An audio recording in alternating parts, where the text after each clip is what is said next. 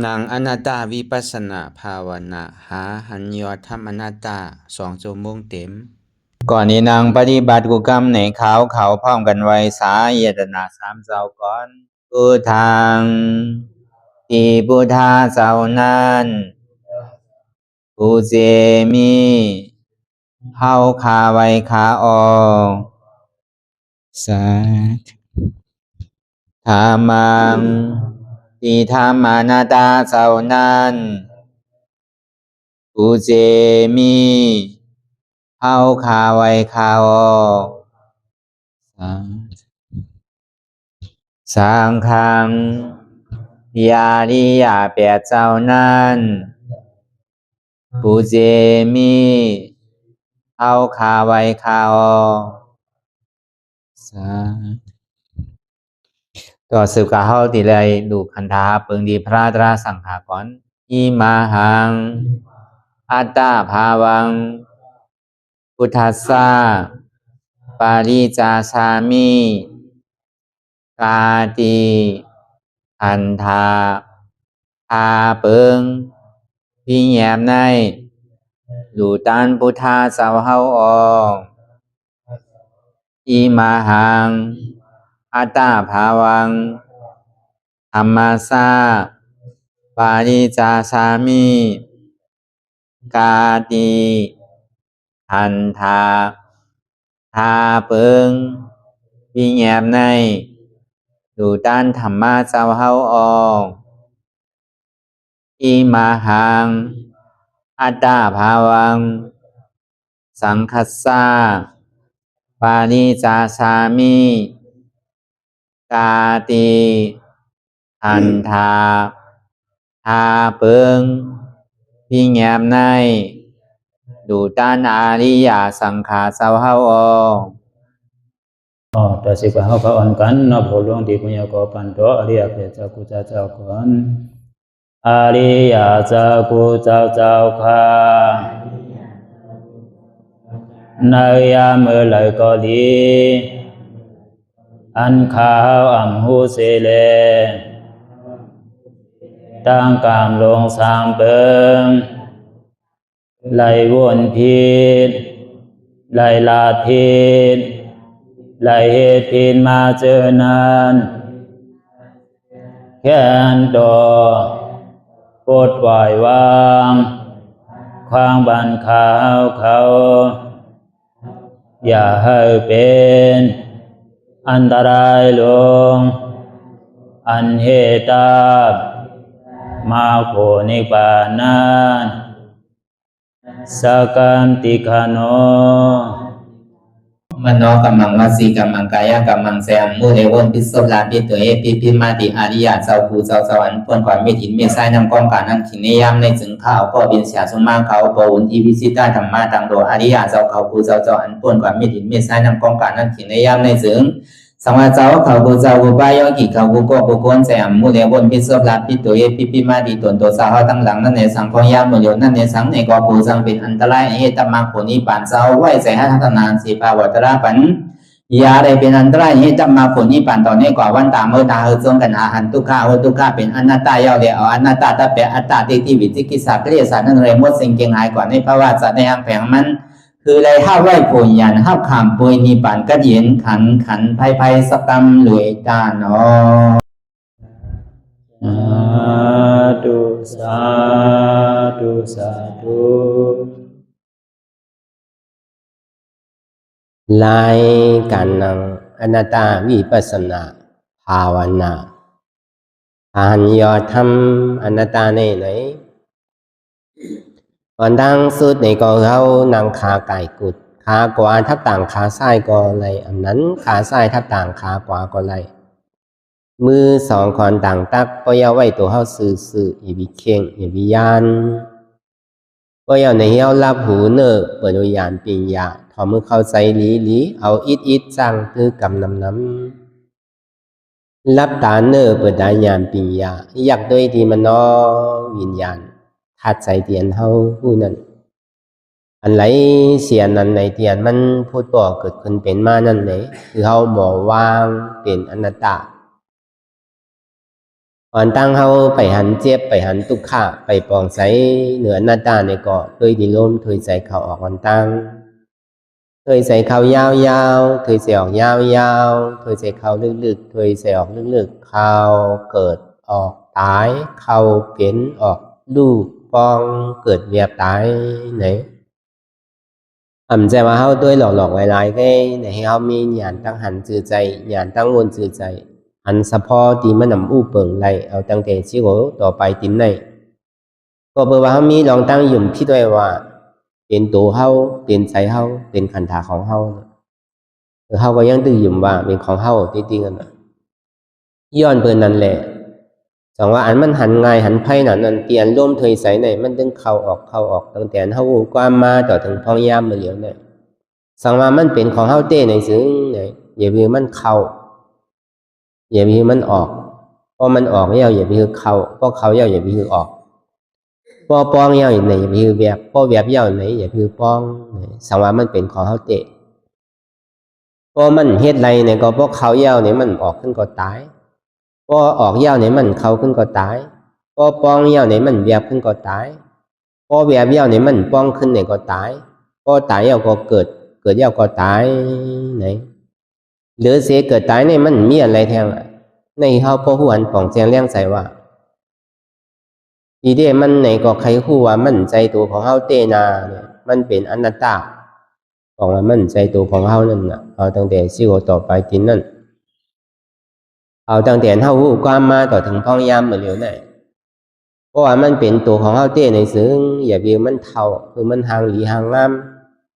คือมันเพ่งเพียงกันเชียงมักมีหลีเป็นเหมือนกันเชียงห่างหลีห่างเล่าเหมือนกันเชียงอย่าเบียมันเท่ามันเก๋ก็มันเป็นไรย้อนไปว่ามันเป็นไรนี่แหละมันใจตัวของเขาเต้นามันเป็นอนัตตาอันนี้ก็คือเขาหันป่องแสงแรงใสลองโตเตียนเบียกกว่าเบียกมาเบียกขึ้นเบียกลงอยู่นั่นอีเตียเนี่ยมันเป็นกองทุกข้าลงเตียนเท่าเลยเบียกมาในเกาะตั้งแต่เท่าความมาต่อถึงพองยามมันเหลือได้ขึ้นลงก็เพราะเพราะหมอยตีลูกตีนางตีไปก็เพราะใครข้างไม่อันนี้มันบอกในลองตั้งที่ว่ามันใจตัวของเฮานั่นมันเป็นอนัตตาก็ในสองมาเนี่ยอยู่ใจโพ่งใจผิววนลึกวนเหลือเป็นเดิมเป็นเล่างุนยิดอยู่หยาบขึ้นขั้นขานใจซาแซมดีกำปยาวนตั้งหลังกำปยาวนตั้งหน้ากำปยาก็วนสังเพื่อการคือเขาหูหันตั้นจอมใจเตียนมันเป็นอยู่มันวนตั้งหลังก็คือหัวมันวนตั้งหลังมันวนลองตั้งหน้าเนี่ยก็คือมันวนลองตั้งหน้าอันมันวนสังลานั่นเนี่ยก็คือหัวมันวนสังลาอันนี้ก็คือเขาผู้หันตันซ้อมที่อันใจเป็นนั่นเอาดีกว่าจี้สั่งมันว่าอย่าไปว่นรู้อย่าไปเป้ใจปิวนาอย่าไปเป้ใจพ่งใจปิวนารู้เนี่ยมันว่าอะไรด้วยกรรมว่าอะไรอยู่เซต้าเนี่ยก็คือผู้หันตันซ้อมเตียนมันเป็นอยู่ตั้งหลังปนมาเนี่ยชิติมันพอสุดเสียงกว่าเย้าเดี๋ยวปอกขึ้นว่ามันตึงเป็นไรล่าก็นั้นแหละเพราะเขาเดี๋ยวลองตั้งหลังมาว่นอยู่ลุ่มว่นอยู่ติ๊กเนี่ยก็เป็นการตุกข้าไว้นั่นเขามันมีอาโจสังย้อนไปนั้นไหนพอเขายามวนนำกว่ามันก็ตีวนเก๋มาอันยามวนเก๋นั่นเนี่ยก็มันก็ตีมป้อวนลองตั้งหลังก็เหือพอเขาหมุนผู้ลาเนี่ยเขาก็วนกว่ากาวากาเป็นนั่นมันเหมือนหนังก้นตายเหมือนหนังเขาถมน้ำลายตกลงลิ้นเหมือนหนังเขาเคี้ยวตกใส่ทั้งเคี้ยวเนี่ยก็เขาหมุนปอกตาดีเก็บกินขึ้นไหลลองตั้งหลังเดียนปนมานั่นเมื่อการเป็นหือก็ไล่เนี่ยมีว่าใจอันว่านั้นมันเหมือนลิงแหวนกิ่งนึงซับกิ่งนึงอยู่ได้ก็แหวนกว่าทั้งกิ่งนึงมันอยู่นิ่มอยู่เศร้าอะไรลิงนั่นมันเหมือนนั้นมันวนตั้งหลังเนี่ยก็สำคัญวนลองตั้งนากันนั่นเมื่อผูกมาตีเปลี่ยนหือตีเฮ็ดหือตีไรเปลี่ยนหือพองมันเมื่อผูกมาในวงนามาในเดินนามาในปีนามาในเอาลองอันไหนเลยวนกว่าตั้งนาอันเท่าวนลองตั้งนานนั่นไหนก็มันมีไผหู้ไรหนังเก่าผูกมาตีเปลี่ยนหือวงนาเดินนาปีนามาตีเปลี่ยนหือในก็หู้ไรหนังเก่าอันเท่ากับวนลองตั้งนานในมือหนังก้นนอนรับว่ะมึนตามากก็หายหมดมีสังเกต วนก็วนรายการเปี่ยวกับมวลโจเกียบโจเข้าถึงที่มื่นตามากก็พอหายหมดแล้วนะอันเฮาวนเนี่ยสั่งใครเข้มใครเรียบไว้ใครคือไว้หนังเก่าลองตั้งนานนั่นกำนำเนี่ยมุงมองลองตั้งนานมันดีลีเลยเสียในโยลีเสียอ่อนต้อนเลยเสียเก่าโยตั้งหลังปนมาเตก็มันลีก็ไว้ก่อนท่าละด้วยการลองตั้งนานแต่ยุ่มยามามันดีลีอยู่กว่าเนี่ยอันนี้ก็พอลีวนหนังเก่าลองตั้งนานนั่นมันดีเป็นคือมากกว่าไปหู้จองเฮาที่ถึงเมื่อฟูคือก็ไปหู้จองเฮาที่ถึงวงนามาเนี่ยในก็ไปหู้จองเฮาที่ถึงปีนามาเนี่ยในก็ไปว่าไปหู้ไรเพราะเวลานั้นอ่ะพอเฮากับวนลองตั้งนาเนี่ยก็เหมือนหนังก้นตึกนอนรับนั่นน่ะพอเฮานอนรับในอาเปี่ยวน่ะเนาะพอมันหันใจหันเหนืออันมันถูกอกถูกใจเนี่ยพอมันใครตื่นเนาะพอมันถูกอกถูกใจเนี่ยพอมันถูกอกถูกใจมาเนี่ยมองเมืองเลี้ยงหนังเก่าอะโลเมื่อไหร่เมืองดินเลี้ยงอันนั้นหนังรับตากว่ากำไรก็พวกเข้มหันลองตั้งดีร่อนมันมุงมองเมืองเลี้ยงหนาวนั่นมันโกหนาวกับพอมันนอนรับอย่างนี้มันหันลองดีร่อนเสื้อใจแต่มันป้อมใครตื่นเพราะเป็นไรแต่กับมันเป็นคือก็ยาวมันก็เหมือนอันเฮานอนรับกับหนังเก่าคือดีมื่นตามากก็หายแปลกมดเสียงมันใจลองเต้นั่นเหมือนหนังเป็นว่าเหมือนหนังก้นนอนรับนั่นน่ะก็ในพอหันอยู่เฮาซ้ำมาวนพอวนอยู่เฮาซ้ำหันมันพอเฮาหันอยู่นะมันมาจูเฮากับเฮาซ้ำใครวนมันลองใจมาจูเนี่ยสังลองเปิ้นมาจูเนี่ยสังลองขนาดที่ว่าต่อไปตีนั้นมาจูเนี่ยสังเฮาก็ซ้ำวนเต็ดเย็นสีไว้เนี่ยอันนี้ก็สั่งถูกว่าเตียนเฮาวนกับกาวากาเป็นนั่นในซ้ำหันซ้ำวนกับกาวากาเป็นในก็สั่งถูกนังเก่าเพราะเป็นนั้นเนี่ยเหมือนก้นตาบอดว่ะอันนั้นรับตาหาอยู่นั่นซ้ำหันอันหันอยู่นั่นซ้ำหู้อันหู้อยู่นั่นซ้ำวนนั่นเหมือนอย่างก้นตาบอดว่ะก็ในสามมาสี่มาในมังขี่มังข้าวมังย่ามเนี่ยก็ใจในกว่ากาวากาเป็นกำกว่าตั้งหลังกำกว่าตั้งหน้ากำปยาวก่อมบนสังกำปยาวก็พ่วงปิวกาวากาเป็นย้อนเปิดสังหน้าเป็นไหนเนี่ยสังว่ามันมีคอถามเสื่องดันเนียลในซึ้งย้อนเปิดว่าใจเตียนมันเป็นอยู่อันมันหู้อยู่เมื่อเดียวในก็มันใจของเฮานังเก่าใจโดนได้เนี่ยเพราะว่ามันเป็นของเฮาเต้ในอันเฮาวนอันเฮาใครเป็นใครมีในหึงโปเตรียมทนกุเซอร์กุลองเฮาบ่สั่งมันไหลย้อนเปิดว่ามันสั่งมันไหลลุ่มๆนั่นแหละจงว่ามันใจของเฮาเต้มันเป็นอนัตตาถึงดีพอมีขอถามว่าก็เปิดสังก็เปิดว่ามันใจเฮาจึงติ่มทิ้งมันไหลย้อนเปิดนั่นแหละมันเป็นอนัตตามันใจเขาก็ในสามมาในมังขิงมังข้าวมังย่ามนี่ก็เปียวมวนเซ่อยุ่มโคมังขิงมังข้าวมังย่ามนี่ก็ขี้ใจมองใจหมีใจหุกใจให้ใครห้องใครให้มังขิงมังข้าวมังย่ามเนี่ยก็ลีดูให้ดูด้วยการธรรมดาของโลกการนั่นในอันเปียวอันมนเสื้อนั่นก็เลยก็เจอก็เลยก็ใครหาวันไหลเมืองไหลดีอยู่ไหนมันเปียวมันมนมันเสื้อมันเฮ็ดไรกินไรมันเฮ็ดง่ายหาง่ายมันอยู่มนอยู่เปียวนั่นก็เลยก็ใครซอกหาหนังเก่าเป็นกันอยู่ตึงวันตึงเมืองทีไรมันเป็นเมืองซ้ำสะเมืองกัดเย็นเมืองที่มีซึกมีเสือมีกองมีหนัดในก้นก็ไปกันมาหาที่อันวันเมืองกัดเย็นหาวันเมืองที่กัดเย็นซ้ำฉาอันนี้ก็เป็นกันกว่าอยู่ในโลกาเนี่ยมันไหลลองซ้ำนำเปิ้นไปก็เข้าไปเปิ้นมือก็เข้ามือเปิ้นหาก็เข้าหาเปิ้นกว่าเปิ้นเป็นดีก็เข้าโดดกว่าเข้าที่ได้เป็นดีเหมือนเปิ้นอันนี้ว่าพิงทุ่งของโลกาเนี่ยเป็นที่ไหนกล้วยการทุกข้าเนี่ยมันพูดบอกเกิดขึ้นเป็นมานั้นอีตอนอีหนึ่งกล้วยกอมใครทบใครย่ามใครไรใครเป็นตึงใครมันรู้หายกว่าไว้ตึงใครทบใครย่าตอนหนังเลยถ่อมเลยยินกล้วยกอย่ำใครถ่อมใครยินก่อนธรรมดาของโลกาเนี่ยมันเป็นนั้นว่ะก็ไม่หลีดูให้ดูนั่นเมื่อห้องว่าใจอุเบกขานั่นพอเป็นที่นั้นมาเนี่ยสำคัญดูตีดีก็ดีตีเฮ็ดดีก็ดีเตะตีเฮ็ดให้ก็ซ้ำให้เตะตีเฮ็ดทุกข้าเตะก็ไปใจตีเอาลีเตะก็ใจตีเอาให้เตะก็ใจอยู่กึ่งกลางนั่นน่ะซุกรีบนั่นน่ะเป็นห้องเพราะเป็นที่นั้นมาเนี่ยมันใครข้านมาว่ะวนซุกรีบนั่นตีเฮ็ดสังคมเฮ็ดเตะนั่นน่ะซุกรีบนั่น พอดีสุกก็คือมันพอสุกอ่ะพอดีรีบก็คือมันรีบอ่ะพอในรอบก้าว่านั่นพอดีเฮ็ดลองตั้งหลีในถึงพอถึงนิพพานว่ะพอดีเฮ็ดลองตั้งเมืองในคือพอถึงกลนาไล่ว่ะกำกุปอกกำกลเถาวันลานไว้เป็นนั่นน่ะพอครึ่งกลางในหลีกูน่ะว่ะดีเฮ็ดสังกรมจังเฮ็ดเต้เมื่อเฮาเมื่อก็เมื่อหึงเต็มทนก่อนน่ะเพราะนำเมือกมันหมดยาวในก็คือมันหลีเต็มทนว่ะอันนี้เฮาว่าเปิงแตงมันเป็นไผในเปิงแตงมันเป็นเจ้าเทวทัตนั่นเมื่อก็มันเมือกเตฮัตตาดีขาอาศักสายใจบุญคำพระราเป็นเจ้าเฮาอันก็สร้างแถมบารมีเป็นเจ้าเทวทัตกำเดียวอ่ะพอเอาอันหูเนื้อเฮาถอนได้ก็กว่าในพระวาจาปานไหนก็เจ้าเทวทัตเนี่ยนิจจากพระเป็นเจ้าเพราะฐานนั่นฐานเลยเนาะอยู่เป็นพระว่าสัตว์ก็นิจจากอยู่เป็นพระว่าผีก็นิจจากอยู่เป็นพระว่าก้นไหนก็ยังจ้อมกันนิจจากใน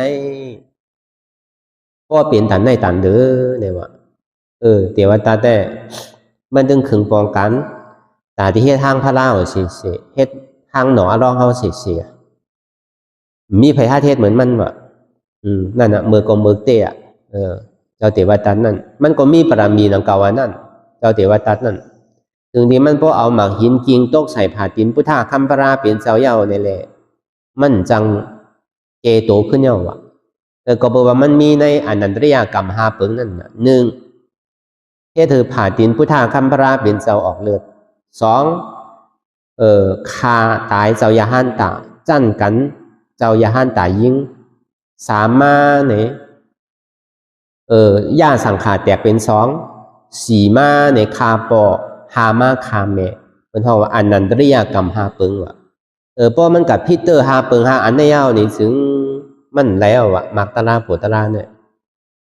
เฮ็ดจื่อก็จังเป็นแล้วว่ะก็เบอร์นั้นแหละเทวทัตนั่นเนี่ยมันก็ซ้ำเป็นยานสู่พระเป็นเจ้าก็หนังเก่ายานสู่ต่างก็มันเป็นถึงที่มันป้อเลยเอามาหินกิ่งตกใส่ผาตินพุทธาคัมภราเป็นเจ้าแหละแผ่นลิ้นเมืองในเยื่นแล้วนะไว้เสนันมาเนี่ยมันจึงที่กึดคิดว่าก่อนในไหลพิเตอร์บุญคัมภราเป็นเจ้าเย้าว่าสารมันก็ตัวก่อนนะก็ไหนก่อนตั้งมันในสมถะสารนะและอภิญญาณดังเก่าเทวทัตนั่นในลอกกี่สารดังเก่าบินเนื้ออากาศกลางฮาวก็ไหลผ่านสางเฮ็ดเมี้ยวคือก็ไหลลำลิ้นบินเนื้ออากาศไหลหมดเจ้าเทวทัตเนี่ยถึงที่มันกิ่งหมากหินตกใส่ผาตินพุทธาคัมภราเป็นเจ้าเย้าเนี่ยทำคิดว่ามันช่างถูกว่าเราก็เลยให้ทางพระเป็นเจ้ามาได้ผู้กระหือว่าเอาดีเมื่อขึ้นกันต่อพระเป็นเจ้าก่อนมันจะในห้องเอาลูกน้องมัน4ก้อยแหละเบียกมันมาว่ะก็เปิดมือข้าวย่ำนั่นมันหักก็หักเป็นเลือดว่ะเพราะเป็นนั้นในข่าวเงาลือหลังมาว่าเมื่อเดี๋ยวในบุญเจ้าเทวทัตในตีมาหาพระเป็นเจ้าตีมากันต่อพระเป็นเจ้าเนี่ยว่าเจ้าอนันตาจากนี้ก็ไว้ต้องย้อนถามมาเมื่อเดี๋ยวในเทวทัตเนี่ยมันเกิดที่เดียวค่ะมันตีปอกขึ้นมากันต่อพระเป็นเจ้ามันมาถึงไรวะมันมาถึงไรเนี่ยว่ะตาดิมันมาหอดถึงที่เขาเนี่ยเป็นไรเนี่ยว่ะเขาก็แบกมันมาดินาพัตุจ้องเสดบุญขอหน้าท่าเปลี่ยนนี่กาสะเทหรือไว้นั่นเพราะเป็นนั้นเนี่ยก็เมื่อมันตีเข้ากับกันต่อพระเป็นเจ้านั่นเนี่ยมันใครสุกนาใครสุกโตมันว่ะพิงทุ่งเมืองกะลาเนี่ยก็ดีกับไว้กับสาพุทธคัมภราเป็นเจ้าที่เขาวัดเขาว่าเนี่ยที่ได้สุกดินสุกมือสุกหน้า7 ตัว 7ขี้เนี่ยเรียบร้อยไปเขามือว่ะมันก็เฮ็ดเหมือนนั้นหนังเขาว่ะก็ในเพราะว่ามันเอาขามันหยั่งลงในแผ่นดินเมืองเอาเนี่ยก็แผ่นดินเมืองในเยื่นแล้วก็ลงกว่าว่ะพอมันลงกว่าก็เทวทัตเนี่ยเข้ากับในแผ่นดินเทวทัตเนี่ยก็จะมีคุกใจไรกลุ่มพระเป็นเจ้าผู้ถังสรนังกัจฉามินั่นน่ะขามีดองตั้งยิ่มย้ำเกอหลีถึงบุญคัมภราเป็นเจ้าค่ะก็เบื่อมันก็เลยสมถะภาวนานั่นแหละมันก็จึงที่คุกใจไรอันมันเลยสมถะภาวนานั่นในก็มันก็นางตะลาพุทโธพุทโธนั่นน่ะมันก็เลยเป็นสมถะภาวนาและอภิญญาณในรองกี่สารนั่นก็ในพระเป็นเจ้าจึงที่หันในแหละเอาเงาแรงมันส่งมาดีเทวทัตว่าพระเป็นเจ้าอันเลี้ยวได้มันไรเนี่ยว่าที่ไรเอาสารนากุงพระยตนะตรายตนะสังขายตนะโพ พุทธังสรณังกัจฉามิธัมมังสรณังกัจฉามิสังฆังสรณังกัจฉามิคือมันคุกใจไรพระนั่นเป็นที่โก้ไก่เป็นที่ไวสาคุกใจไรสรณกุงสามป้านั่นคุกใจไรทำสั่งสอนของพุทธะคำพระเป็นเจ้าคุกใจไรสังฆาเขาเจ้าตั้งมั่วตั้งเซงเนี่ยเพราะว่ามันวานที่นั่นยาวเนี่ยก็แผ่นดินในอื่นดวงกว่าอยู่ในใต้มหาวิจิมีต่อถึงพ่อยามมือเดียวอ่ะมันตัวหุ่นนาลายนั่นวายเสนันมาในเจ้าอนันตาเขาอันจะเป็นเจ้าสังขายานเขาเช่นนั้นจึงดีอุบกันว่าฮัลโหลเทวทัตเนี่ยเลยหันต่อนาซื้อนาตันตากำเหลียวเทวทัตเนี่ยว่าอยู่ในภาวะปุ่งไหลภาวะจัดไหลเมื่ออันพระหนอลองเฮาตึกสร้างบารมียังตึกกับจอมนิจจากของพระเป็นเจ้าที่ติ๊กเนี่ยต่อถึงพ่อยามมือเหลียวก็เขามาในเป็นสังขายาห้าเหี่ยวเนี่ยก็ยังตึกมานิจจากพุทธะคำพระเป็นเจ้าเฮาอยู่ย้อนเปิดสังเลพระเป็นเจ้าเฮาในซ้ำเอามันเข้ามาในศาสนาให้ยังเนี่ยว่าผู้ว่ามันติมายาสังขามันติมายาตีปองการคาแต่ดีคาแหมตายพระเป็นเจ้าเนี่ยพระเป็นเจ้าก็หู้รู้ว่าให้ยังซ้ำตีเอาเขามาให้ยังเนี่ยว่าวายเสนันมาเนี่ยก็พระเป็นเจ้ามาขึ้นยินสู่อุปสังกันสุราสังกันคาเปียวขอลาลองเตวตาดอเนี่ยซ้ำลาชื่อละเป็นหือละ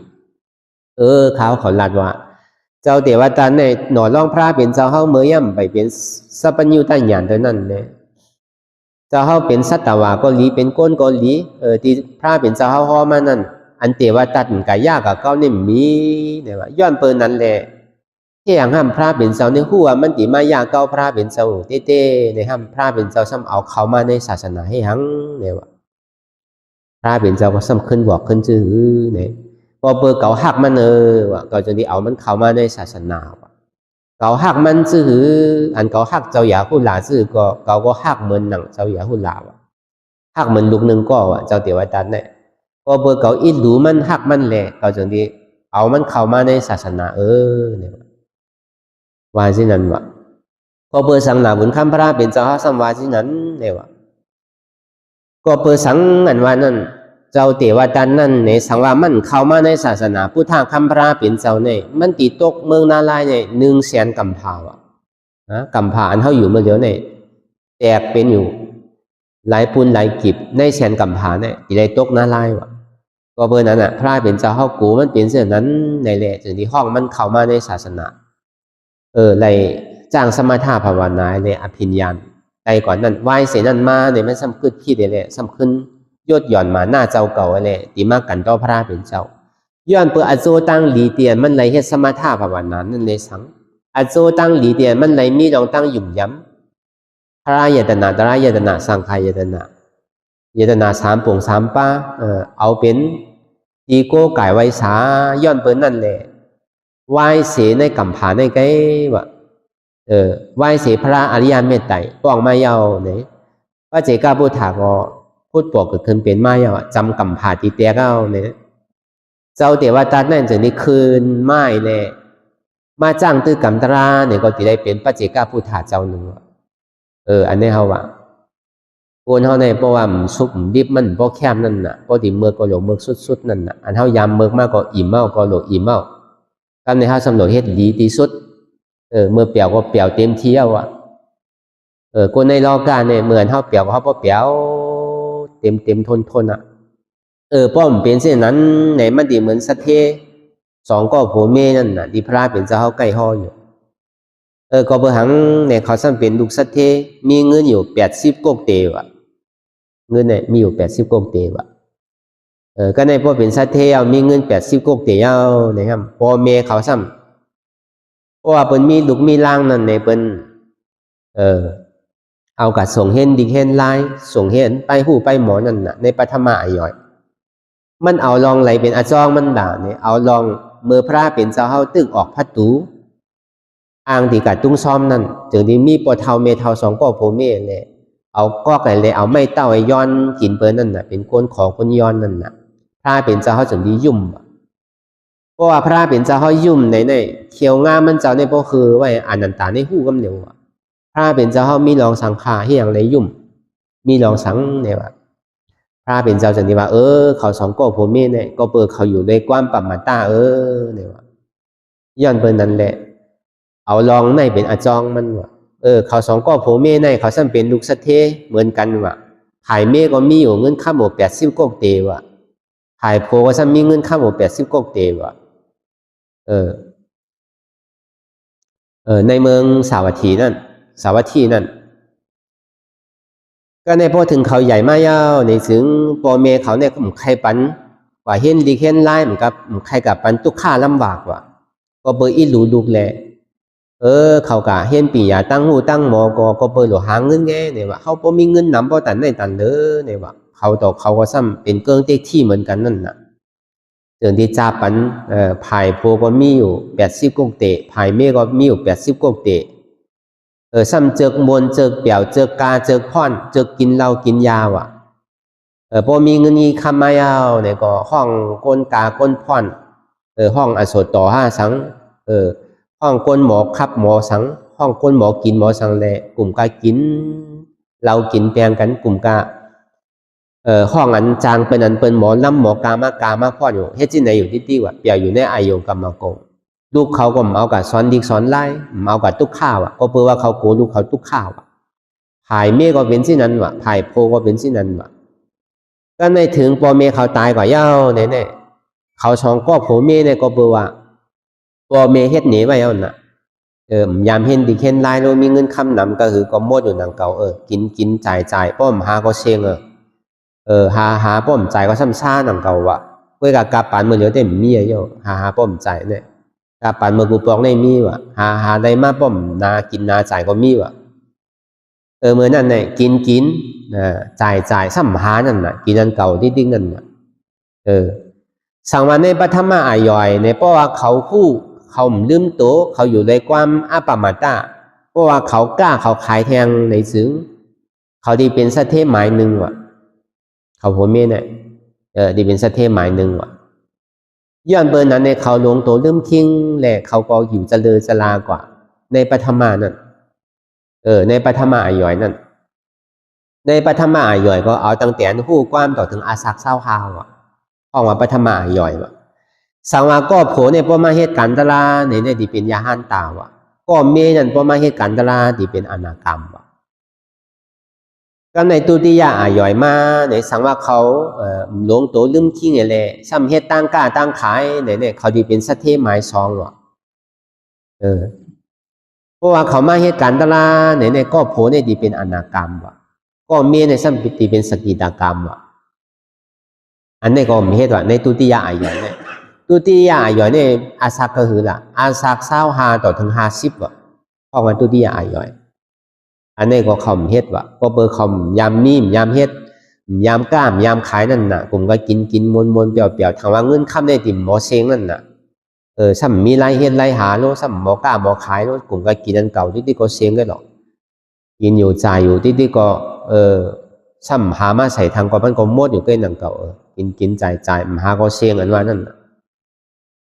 อันนี้ก็ผมคุกใส่ไรว่ะอันในถึงดีตุติยาอายอยมาเนี่ยตุติยาอายอยปฐมตุติยาตาติยาอายอยมาเนี่ย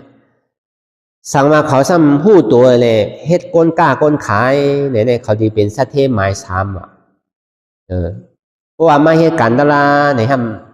ก็โผเนี่ยดีเป็นสังกิตกรรมว่ะก็เมในสนิเป็นซ้อตาบานว่ะตาติยาอายอยเนี่ยเป็นสังละเอาอาสาคา10ต่อถึง75ว่ะก็ในถึงอาสาเขา76มาในเงินค่ำเมียวนะมีอย่างก็ขายลูกจ้างลูกสังก็มันเมียวนะตีกะกล้ากะขายก็มันต้านเย้านะตีกะอุกาลาสังก็มันครึ่งต้านเย้านะย้อนเบอร์นั้นเนี่ยว่าซุ่มเอาว่ะในภาวะจัดในก็ซุ่มว่ะภาวะจัดนาก็สั่งดีซุ่มแทงว่ะย้อนเบอร์สังละมังปอกมังเผาเฮาหักลูกหักหลานเฮาในอีบีคืออยู่จ้ำส่งปันเขาเห็นดีเห็นลายติ๊กปันแห้งปันหวาปันแห้งเขาติ๊กนั่นคือแล้วเขาที่มีปิญญาตั้งหูอันตลานั่นก็เหมือนนั้นดังเก่าอย่าไปไปขิงไปข้าวไปยำหนุ่มก็มันดีโซนเขาดังเก่าเพราะว่ามันหนุ่มเพราะมันเฮ็ดเนี่ยมันเจียวถึงที่อันสุดยอดนั่นน่ะเพราะหนุ่มเฮ็ดเพราะกลางเฮ็ดเนี่ยก็แห้งกำลังเขาก็มันก็เหมือนเก่าเพ อถึงที่ปลายเหตุเนี่ยก็เหมือนกันหนังเก่าอันนี้มันมีศาสนาศักดิ์สิทธิ์ที่พุทธคำพระเป็นเจ้าเขาข้อไว้กูมันเป็นสิ่งนั้นก็เฮาว่าการตะล่านว่านั่นการมักมีเนี่ยพระเป็นเจ้าในป้อฮอกับการได้ลองสู้ต่างๆนั่นกับการได้ลองไปมักมีเนี่ยกับการได้ลองล้อกุตละซึ่งฮอกคือก็กันไม่สองอันเพราะว่าเหตุตั้งกาตั้งขายก็ดีเป็นสะเทหมายหนึ่งก็เพิ่มหมอกล้าหมอขายหมอลิงหมอไล่นั่นน่ะนี่คือก็กินจ่ายก็หมดก็เซ็งก็มันดีกันหรือสังละเพราะเหตุการณ์ตะลาเมื่ออายุ50เขายังตึกหนุ่มพ้น7 ขวบกว่าถึงอายุ25เนี่ยมันดีถึงตีถึงตั้งไรนั่นน่ะเพราะเขาตึกหนุ่มเนี่ยอายุอันยาอันเก่ามันก็บ่มีนำรู้เพราะเขาเตะหน้าหอต่อเฮิรนมาเนี่ยเขาสำเร็จมาเหตุการณ์ตะลาเนี่ยมันขยับสำหรับเลี้ยงลูกเลี้ยงเมย์หรือเลี้ยงโผเมื่อเดี๋ยวนี้มันจะว่าเลี้ยงเมย์กันน่ะโผเมย์เลี้ยงโผก็มีโลพอในซ้ำเลี้ยงดูก็การเลี้ยงพอแม่เลี้ยงดูการเลี้ยงป้าหลานป้าแหลงก็ซ้ำมีหนังเก่ากาปานเนี่ยมันปินผลกับมดนั่นน่ะมันเหมือนเมื่อกาปานเมื่อกูปอกในปฐมาหย่อยอันว่านั้นเขาที่เฮ็ดสังก็เขาเลียดเซลนั่นน่ะตุติยาหย่อยนั่นก็หนังนั้นหนังเก่ามันก็ยังมีส่วนใดส่วนเป็นอยู่เมื่ออายุเขาไปจำ50นั่นเนี่ยก็เขาเหตุการณ์อะไรก็ไรวันลั่นกันอยู่หนังเก่าก็ในพอป้วน50ต่อถึง75เนี่ยก็มันก็ยังมีส่วนใดส่วนเป็นหนังเก่าวายเสียพอ80ขึ้นเหลือๆในเหตุการณ์ก็มันพอใครเข้มมันพอใครเหมือนเก่าป้อมมีปรามมีไว้เต็มทนมีลองตั้งใครไรเกิดสังเวกาตราเต้อันว่าเต้ก็นับต่อที่ทบง่ายๆเหมือนปวุนเที่ยวเต้ก็มันเจ้าแต่ในสังเวกาตราเมื่ออายุ78นะ78 79จะมีไรตราอันนี้ก็พื้นฐานนี้มันเจ้าก็มีไว้เพราะว่ามันใครไรเต้อิ่มเบิดชานเต้แต่มันติดทบเนี่ยมันหยาบหนาวเพราะมันมีผู้สั่งผู้สอนมีลอกไล่อันใดเฮียนในหู้ไว้เนี่ยก็เบอร์มันเจ้าก็ซ้ำใดเฮียนไว้ในปริยัติในอภิธรรมะในปิฎก3 กองนั้นมันเจ้าก็ยามเฮียนมาลองพึกลองจ้างลองตื้อกรรมเนี่ยก็มันเจ้าก็พึกมาหลายตีหลายตั้งช่ำยามเฮ็ดสลาดยากกรรมฐานก็เฮ็ดมาหมดหนังเก่าก็เบอร์ปื้นฐานอันลองตั้งเฮียนปริยัติเนี่ยคอสั่งกรรมสอนของบุญคำพระเป็นเจ้าเฮาเนี่ยแหละมันเจ้าจนที่เอาคอถ้ามันนั่นมาวนคนใครแหละจนที่แทบตัดว่าอันโตเจ้าเก่าเลยจ้างตื้อกลับมาเนี่ยสังว่ามันทบตะลาเนี่ยก็มันทบเอาเฮ็ดมาในข่าวตั้ง14-15วันเนี่ยย้อนรับย้อนนอนเหตุการณ์ตะลาเนี่ยเพราะว่ามันเป็นอันเต้เนี่ยก็ถูกตีทบเอาเมื่อมันเจ้าไปหู้เตอได้ก็ป้อนนังกว่า1 นาทีพอมันโกนขึ้นมากกว่าซ้ำลูกไปปันพอไปซ้ำเคยซ้ำจุกปันพอจุกปันซ้ำนางปันนอนตึงยอมนอนเฮ็ดที่ไหนเฮ็ดที่ไหนตันนั่นตันเลยเนี่ยก็ไปทบตะลาเนี่ยมันเจ้าก็จะนี้มาวนว่าเมื่อกูบอกได้มันว่าศีลสมาธินั่นน่ะเพิ่นก็ว่ากันที่นั่นเนาะมันเจ้าว่าในตะลาพระเป็นเจ้าเนี่ยอันว่าไว้ได้มันเป็นปิยาศีลสมาธิรู้อันเปิ้นมาวางกันได้มันสว่าศีลสมาธิปิยาเนี่ยมันใจรู้ในมันเจ้าก็จะนี้มาวนนี่แหละหยาดน้ำแปลเสียงว่าอันตัวเจ้าเก่าเลยเฮียนไรหู้มันสั่งว่ามันทบกับมันทบเอาตะลาเนี่ยอันเก่าเลยเฮียนมากุฏิกูตั้งเนี่ยบอกว่ามันใจเส้นตั้งมันมีหยาดน้ำแปลว่าเจอดีมาวนคุกใจอะไรในอนัตตาลักษณะสุขนั่นอันเท่าไรเอามาจ้างตื้อกรรมกันพองยามเหมือนเดียวนั่นก็แปลว่าพอหุ่นที่เขามันเลยเป็นตัวทบไม้เลยเจอดีเลยเอามาสั่งสอนปันเท่าที่เป็นลูกน้องตาเป้ตัวเต้เลยที่แคบดินพอหุ่นที่ก็หนังเก่าคนฮอมันก่อนตัวเต้เลยเอามาฮอมาบอกกันตะกาเขาผู้จ้างตื้อกรรมเขาพอเลยหู้เลยหันกับกาเลยลองอนัตตาเนี่ยให้เป็นก็หามาเย้าก็ซ้ำหูหันมือไหลซ้ำในทบในย่ามือไหลเนี่ยมันเจ้าก็จะนี้มาวนกับกายเลยลองอนัตตาขนาดสุดนั่นในอนัตตาและขนาดสุดเนี่ยมันบาไว้ห่อปันเจ้าว่ากี่หาเจ้าเนี่ยห่อหาวันทัดกันนะเอาตั้งแต่เดือน8ลอง1 คำต่อถึงลอง5 คำก็ผายไตเพราะว่าผายเมืองเนี่ยเป็นเพราะว่าเดือน9ลอง1 คำต่อถึงเดือน9ลอง5 คำก็เบื่อมันเป็นตะลาอันลึกลำนาในเนี่ยที่ไรห่อเต้มันจะมีป่องไซนะรูปบ้างขันธาอนัตตาวิญญาณขันธาอนัตตาเวทนาขันธาอนัตตาสัญญาขันธาอนัตตาสังขารขันธาอนัตตามันเจ้าสิ่งที่เอารูปบ้างขันธาอนัตตาวะเอาเป็นตระเอาเจ้ากรัญญาเนี่ยเป็นสลาวะก็เพื่อทางหนักเพราะหุ่นที่เนี่ยเพราะมันหนังไหน มันมีลมเกี่ยวขึ้นขาว่ะพอนั่งถึงได้เต็มไรว่ะพอ1 ชั่วโมงไปมาในคืนเอาว่ะพวกคืนเนี่ยมันใครขำเลยพวกขำแล้วก็ปีนเนี่ยซ้ำไปวันนั้นน่ะพอไปพอเฮ้เนี่ยซ้ำมันนั่งขึ้นซ้ำจุกไปนั่งจุกไปนั่งที่ไหนที่ดีกว่าก็ในได้เป็นถือก็เย่าอ่ะเขาที่เอาญาณปีญาน้ำนาวเอาปีญาศีลสมาธิอ่อนโหว่ะมันเจ้าก็จนดีมาตั้งอธิษฐานนี้ดีนั่งมหาปริญนั่งคัดเทศนั่นน่ะในพระเป็นเจ้าสัมพอไว้เหมือนมันเจ้าตีไรตะลาเมื่อที่เป็นพุทธานั่นเมื่อเหลือน6คืนอยู่14 คำมันเจ้าจะนี้นั่งมหาปริญนี่เลยตั้งอธิษฐานนี้ดีว่า1นั่งเกาใครหลอกปล่อยมันหลอก2เนื้อเกาใครเสียงปล่อยมันเสียง3เอ็นเกาใครขาดปล่อยมันขาด4ดูเกาใครฮักปล่อยมันฮัก5เลยเกาใครแหงปล่อยมันแหงเพราะเกาเป็นพุทธาในเกาลูกปีในอันในพระเป็นเจ้าเขาตั้งอธิษฐานที่นั่นเจ้าบุตรที่เขาให้ที่นั่นดังเก่ามันก็มานั่งอยากก็นั่งมหาปริญวะเนี่ยเมื่ออ่อนตั้งในนั่งโยก็นั่งโยถ้ามาล่าก็ยังเกี่ยวได้ยังคืนอยู่อันเกี่ยวคืนเนี่ยเป็นรองสังเนี่ยวะมือตึกหนุ่มตึกกำหัวนั่นย่างมูซักย่าก็ย่าหมากกองมือเฮ็ดซึกนั่นย่อมเบอร์นั่นแน่เพราะนั่งหึงในเกี่ยวนี่คืนได้ดีกว่ามันคำอะไรมันเดือดใจนะก็ในบนมันดังมหาปริญญาตั้งอธิษฐานขาดได้ตายมี2 ตาย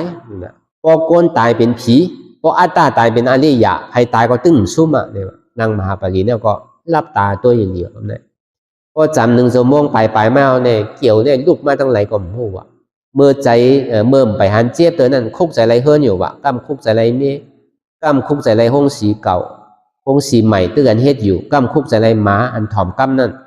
กำคุกใจไรกาคุกใจไรลูกที่กว่าก็ในพอมันเจ็บมาเนี่ยมันมีหายหมดนั่นมันมาติขาเนี่ยขาขึ้น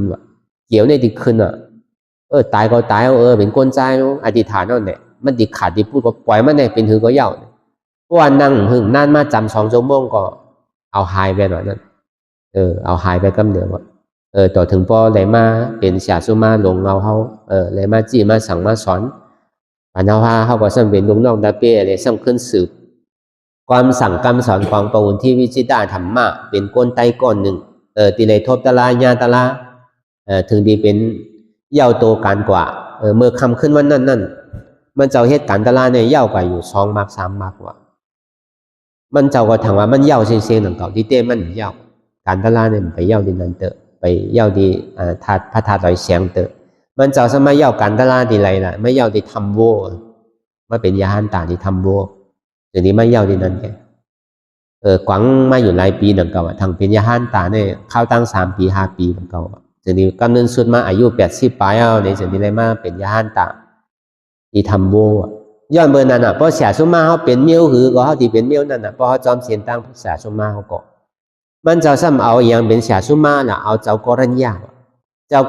เนี่ยเป็นทางถอมในดูป้าคันธาอนัตตาก็เบื่อมันเจ้าในขาขึ้นขาแก้นเป็นเกี่ยวขึ้นเลยเอาลองเกี่ยวขึ้นเนี่ยเพราะมันขึ้นมาขาเจ็บขามีเจ็บในมีว่าอะไรแล้วอนัตตาขึ้นได้เป็นทุกขาว่าอะไรแล้วอนัตตาขาขึ้นมีขึ้นได้เป็นทุกขาวามและอนัตตาให้ที่ไหนดีกว่าการบอกอย่างตัวกว่าหิมจำบอก2 ชั่วโมงก็พึดหายหลามเดียวพอหายก่อนในใจอันพ่งปิวเนี่ยหายไปมวนเป่าเว้าเย็นมวนโจมเซนอนรับเพราะเป็นที่ไหนมันเย็นสีไว้เข้ากับที่เป็นพระราชสมาบัติเพราะเป็นนั้นก็มันเจ้ากว่าลูกพายเบาไว้ซ้ำขึ้นมันนางต่อก็นางต่อจำเตียงขึ้นเนี่ยก็อันนั้นก็เพราะมันขาดก็ปรุงขึ้นกว่าที่หัวก็ปรุงขึ้นกว่าที่หัวก็ใจกิเลสอันที่มันมีไว้ในเหมือนหนังมันเบากับบ่บ่ในปากคุณเนี่ยมี50แต่ในพอจำถึงเมืองเลี้ยงก็เฮ็ดที่นั่นเนี่ยก็เอามันลู่หายกว่าบ่เสียงเป่าแบบบ่ว่ามีสังถามว่าเป็นยาหันตาที่เต้มั่นใจวายสินั้นมามันจึงดีก่อยๆพูดออกมาก่อยๆแหละจึงขึ้นมาสืบเหตุการณ์ตะลาจึงได้มาเย่าเมื่อตีทำโวนั่นอันนี้เป็นตัวทบเสียสมมาปวุณที่วิจิตาธรรมะก็เป็นเจ้าไตไรหันตะลาอันนี้ก็เฮาก็ลียกยอมลีคัดใจเฮาเป็นไตอันเฮาฮู้ความไตเหมือนกันนี่ก็เฮาหลวงหมอยกยอมกันนั่นเฮาหลวงไว้กาคันเนอกันนั่นก้นกัดก้นแขนก็มีนำ พอเฮายกยองกันเฮากลุ่มก็เซเน่กันอยู่ดิ๊กๆในก็มันมีขึ้นใหญ่ใหม่สูงไรเฮาตกเฮาขึ้นกราบขึ้นปานมันปนเฮากลุ่มก็ตกต่ำเลยเบิ่นดิ๊กๆตะลาก็เหมือนกันดังเก่าอันนี้เฮาว่าเอาลองตั้งกับกายเลยลองอนัตตาเนี่ยคือเป็นตอนสอนของเฮากว่าเสียสุมาของปบุญที่เฮาเนี่ยเป็นเจ้ากรัญญาพอเปิดเจ้ากรัญญาเนี่ยเอาลองดูป้าขันธาอนัตตาเนี่ยดูป้าขันธาอนิจจาดูป้าขันธาทุกขาดูป้าขันธาอนัตตาอันว่าเป็นตัวเขาเนี่ยมันมีลองตั้งสืบเป็นสืบรู้แหลกลายค่ายกว่าสืบเป็นสืบรู้แหลกลายค่ายกว่าไงอันนี้ดูป้าขันธาอนิจจาดูป้าขันธาทุกขาย้อนเพราะว่ามันมีลองตั้งสืบเป็นสืบรู้เลยมันจะนี่เป็นทุกขาดูป้าขันธาอนัตตาก็เพราะว่าผู้เปิดพ่องำเหนือมันไรเนี่ยมันจะนี่ห้องมาเป็นอนัตตามันใจตัวเขาอันว่าเอาที่ในกว่าก็เลยตะล่างกว่า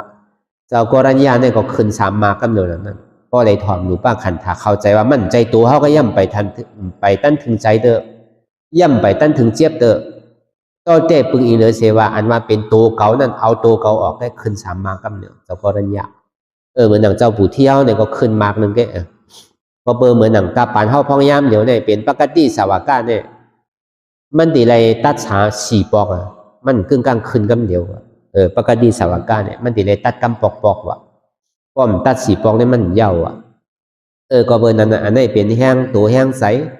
ก็เบอร์วัตลาเตียนเขาเลยมาสั่งมาสอนนั่น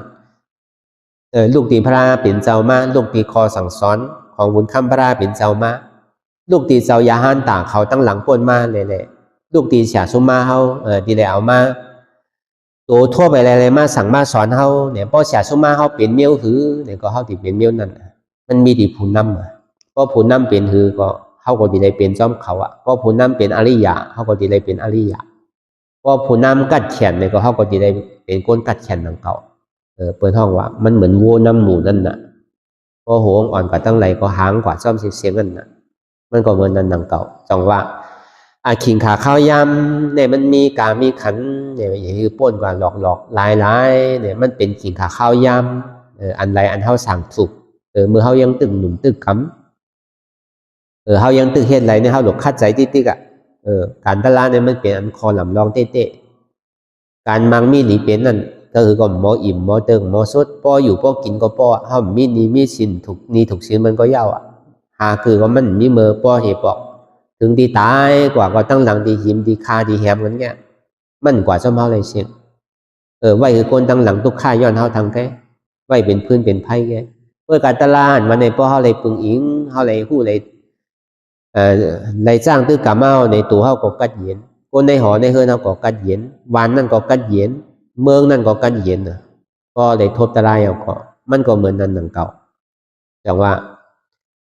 การาวจานิวาตจาสันตุทินจากระดาปุญญาตาอัตสัมมาปฏิทินจาเอตัมมังกรมุตตัมมังว่ากาลาข้าวยามไหลเนี่ยป้อเขาไหลถ่อมตราไหลจ้างตื้อกำตราไหลหูหันสัพพวาตรา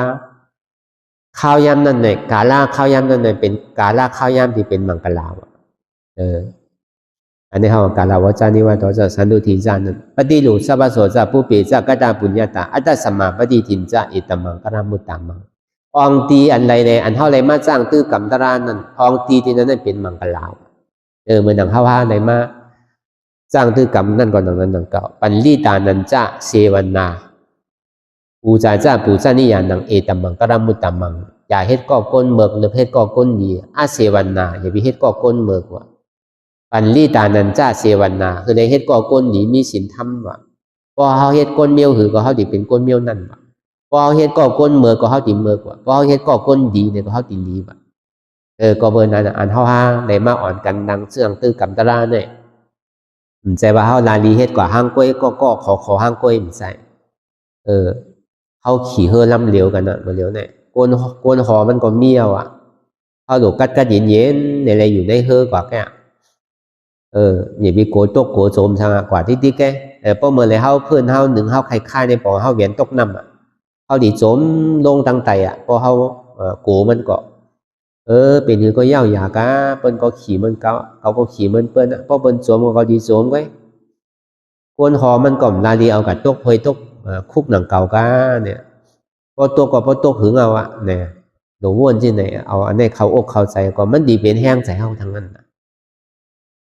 ก็เมื่อนั้นในคำขึ้นวันโทนหาวันเมื่อไหนเนี่ยก็เป็นคำขึ้นตียางตั้งเข้าสู่นิพพานคำขึ้นวันโทนหาแล้วว่ามันจำมาลอยๆนิพพานนั้นว่าเนี่ยเขามาคืนเอานั่นเนี่ย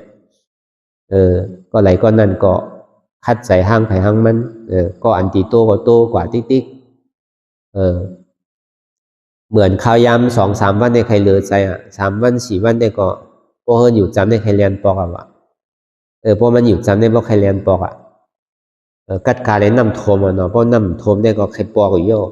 น้ำโทมมันจังกว่าตั้งไหลลงกัดกาเลยน้ำโทมือ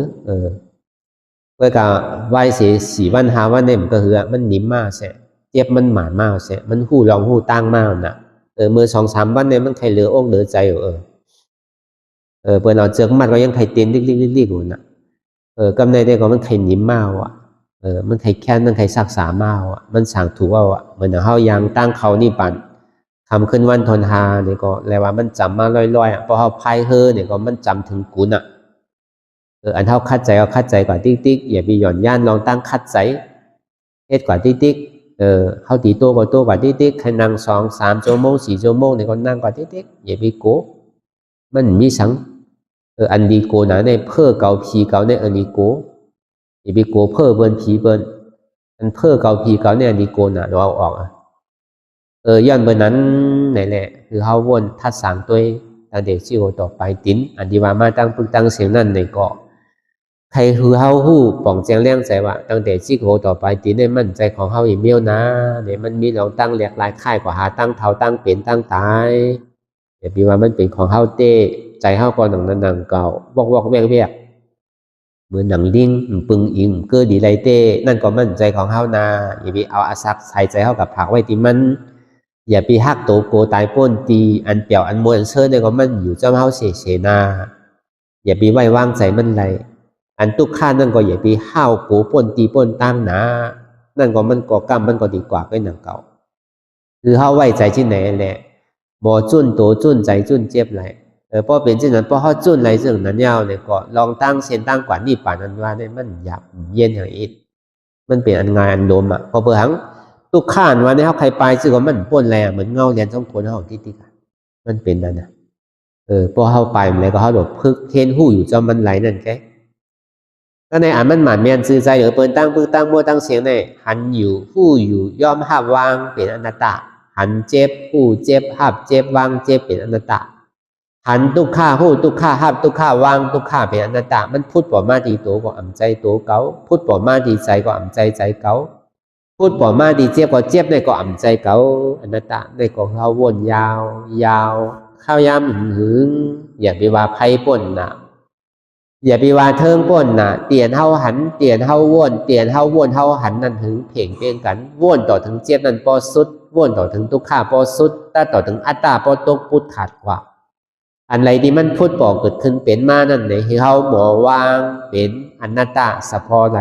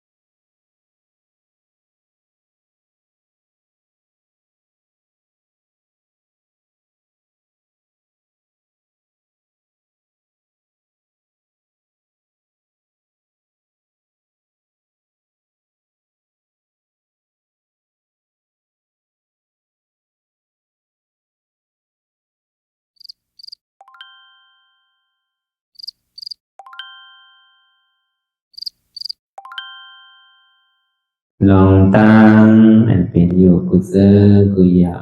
ย้ายข้องคำไว้ที่ใส่หูถอดถอนออกที่ใส่หูมันออกเสียงก่อนสภาวะอะไรก็ดีลองตั้งอะไรก็ดีอันเกิดขึ้นมาที่อยู่ตัวที่ใส่ที่เจี๊ยบสนั่นถอดถอนออกที่ใส่หูมันออกเสียง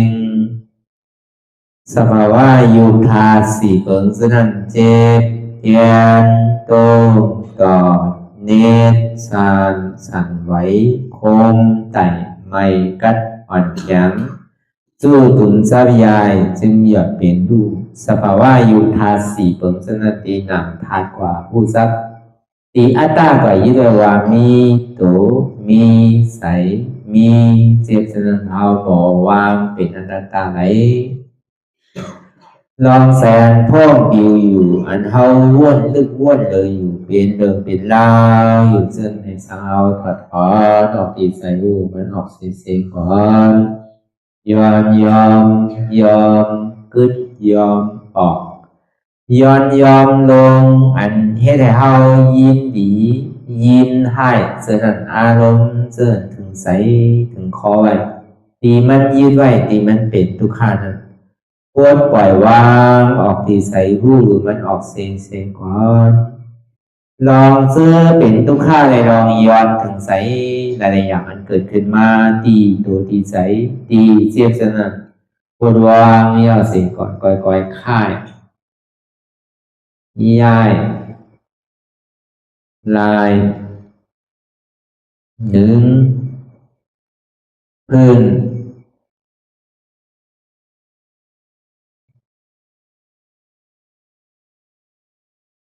พยายามไหนก่อยเปิดตาลืมตาลอย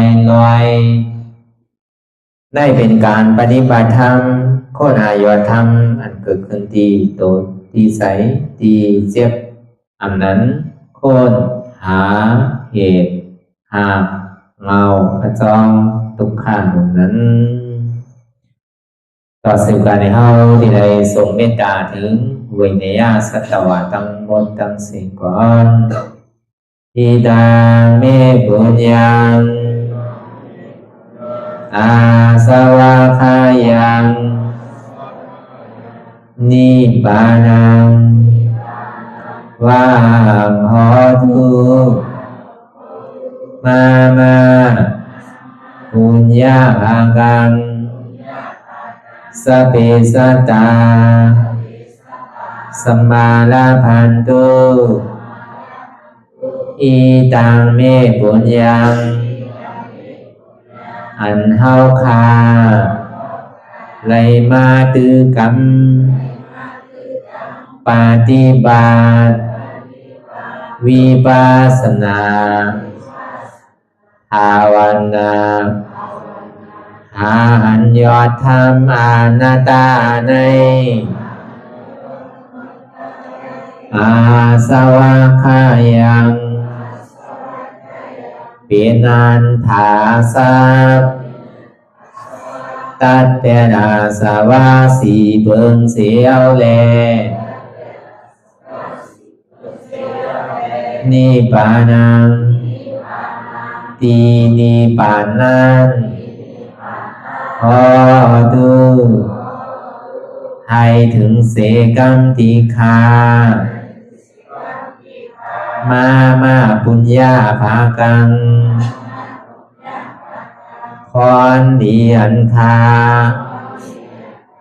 มานังวิปัสสนาภาวนา